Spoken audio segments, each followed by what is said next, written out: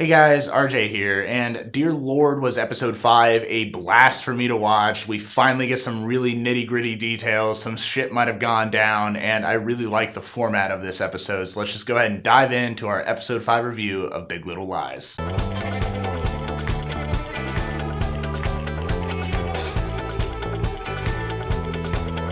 So guys, as always, if you have not seen episode 5 of Big Little Lies, turn this review off. I don't want to spoil anything for you, and book readers, please don't spoil anything down in the comments. Anyways, guys, with that stupid stuff out of the way, let's just dive into this. I think we learned a lot in this episode, so let's just talk about the biggest hint I think that we got, and that is that in that flashing scene that we get where Jane is about to get pulled over at the end with the police car, I'm pretty sure, they're doing flashing and then they flash forward to the party where the murder actually happens, or where we believe it to happen at. Maybe there's multiple murders, and we'll get to that in a minute, but we actually see a scene where the lights are flashing just like it was in the opening scene of this series in general, and you see Jane's face there, and she's alive. She doesn't seem injured to me at all. So they're replacing, I just, at least to me, that means that she is most likely not dead at the end of this series, and that does worry me for the other two main characters, which I'll get into in a minute.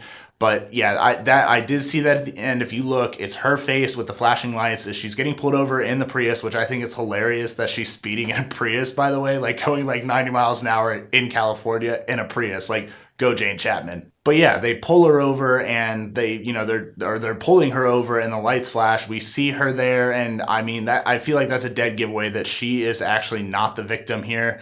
I really hope she stays alive because I think she's already kind of gone through a lot in her life, and hopefully this isn't how it ends. But at least to me, I think she might be safe for now. But we did get, and there's this little flash because the opening scene of this episode is actually Renee Witherspoon, Madeline McKenzie. She's having this dream that Renata meets her at this remote location on this, basically right on the mountainside that they kind of show a lot of her driving. And she meets her there, and then all of a sudden she turns around, and then Renata just shoves her off like Simba style. And yeah, it was, I thought, I was really worried there for a minute because I didn't realize it was a dream, but she wakes up.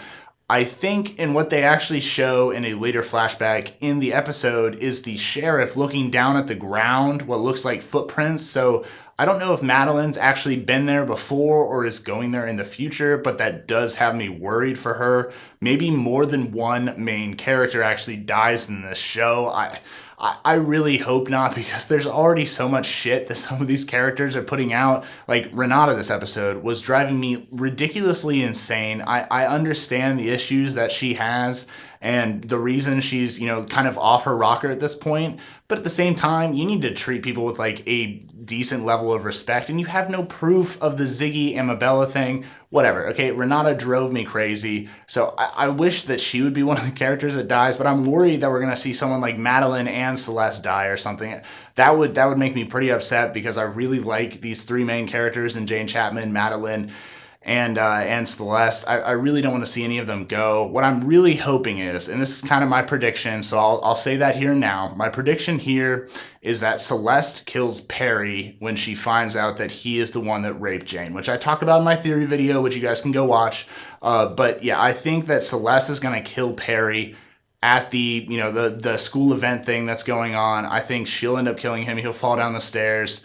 I really hope that's the ending. I'm not actually that positive in this theory because I think HBO is throwing way too many false flags up for us to like kind of believe that he's the one that deserves to die. I'm guessing it's going to be an off character, but I'm going to go with Celeste and Perry at the party. But to add to that addendum, I would have to say that I think Madeline ends up dying. And this is the reason why. I think Madeline ends up dying because I think the play, the play director is actually going, or actually no, it's the play director's wife that I think is going to end up killing her. And I say this because they shared a really weird look in that hospital room. Like, I know that you were sleeping with my husband and like you should not have been in that car together. And that whole car scene, like I was sitting there watching it and it just scared the bejesus out of me. I knew that they were fighting and I thought it was weird of the way they were getting in the car and the way it was being shot. So I was like, okay, something's clearly about to happen.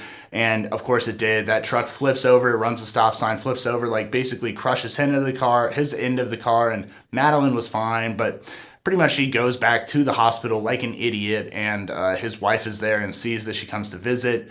it rings to me that I kind of could see maybe Madeline dying. Once again, I really hope not. I hope none of these main characters die.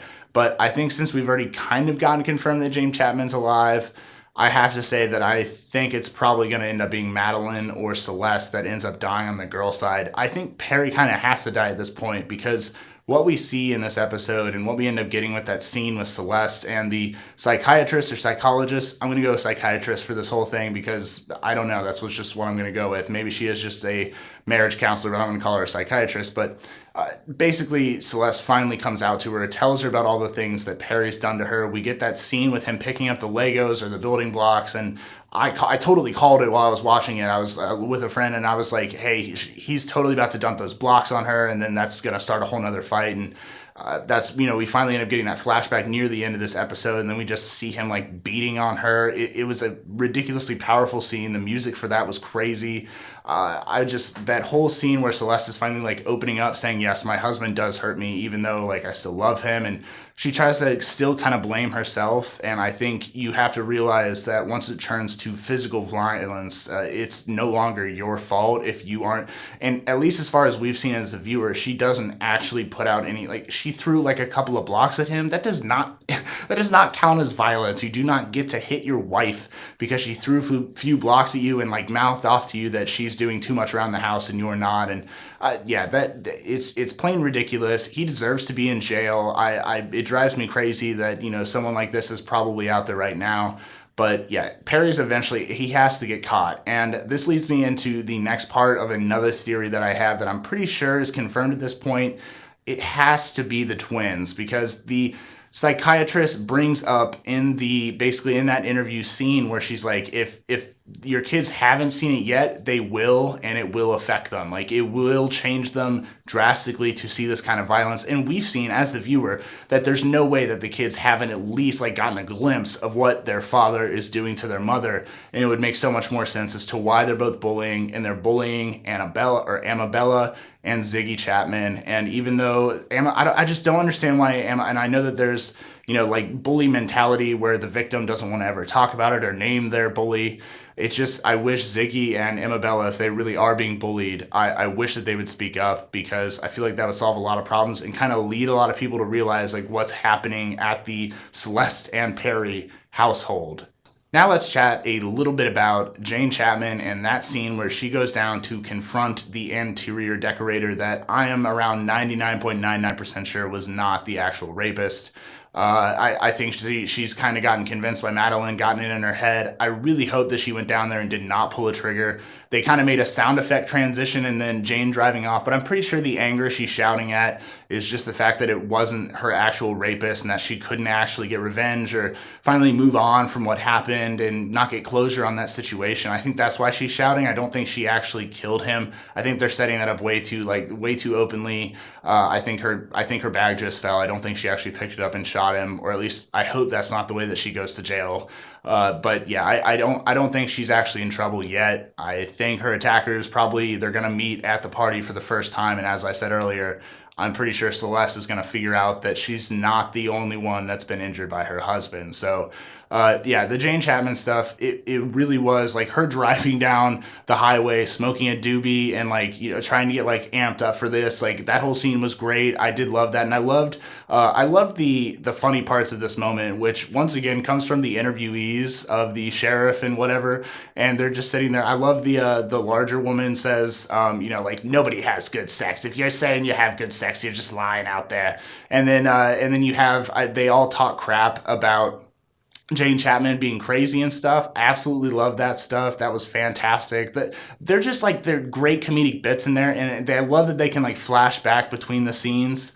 And speaking of flashback between scenes, I know I'm jumping all over the place today, but the Jane Chapman scene where she's walking through the interior decorator's workplace, and then they're flashing back and forth to the night of her rape where she sees, she's looking at the suit from behind and she sees the hair and stuff. It doesn't look that similar to me. It looks a lot closer to Perry in my opinion, but it's once again, I think that they're just trying to trick us with this. I hope that it ends up being Perry and that Celeste gets to kill him. But yeah, Jane Chapman getting kind of dogged on by the other parents in this episode, whether that be Renato or the people being interviewed, they're all kind of calling her crazy and nuts. But I hope that she had nothing to do with the murder in the end, because I feel like that would just have another negative impact on Ziggy. So to talk about the elephant in the room, I've talked with a lot of you guys in the comments in the past reviews and theory episodes, is I really hope that Ed is not a bad guy. They keep throwing these like minuscule, like teensy weensy tiny hints out there that he might be a creep, and that might be the reason that Abigail is not staying at home.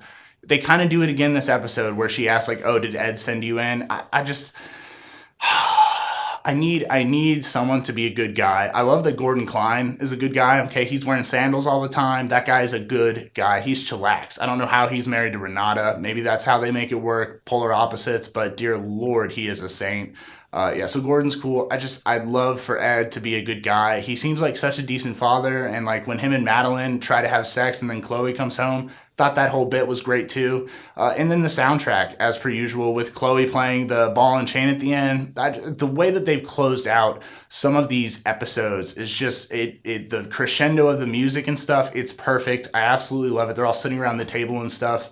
Yeah, but please, for the love of God, Big Little Lies, if you're going to take away one of the main characters when it happens to be Madeline or Celeste or Jane, please just make Ed a good guy, okay? I can't deal with this. Anyways, guys, thank you so much for watching. I actually really enjoy doing these Big Little Lies reviews. I kind of started this whole thing thinking that it wouldn't be that interesting of a show, and it surprised me at every turn with visuals, audio, character sets, the scenery that they keep imposing in this show. Everything is terrific. I've been very satisfied so far. So go watch the rest of my review videos. I have a few theory videos on Big Little Lies as well. Check out the rest of our content. Subscribe to us here on YouTube. We have a bunch of links down in the video description for all of our social media sites. And until next time, guys, we'll see you soon.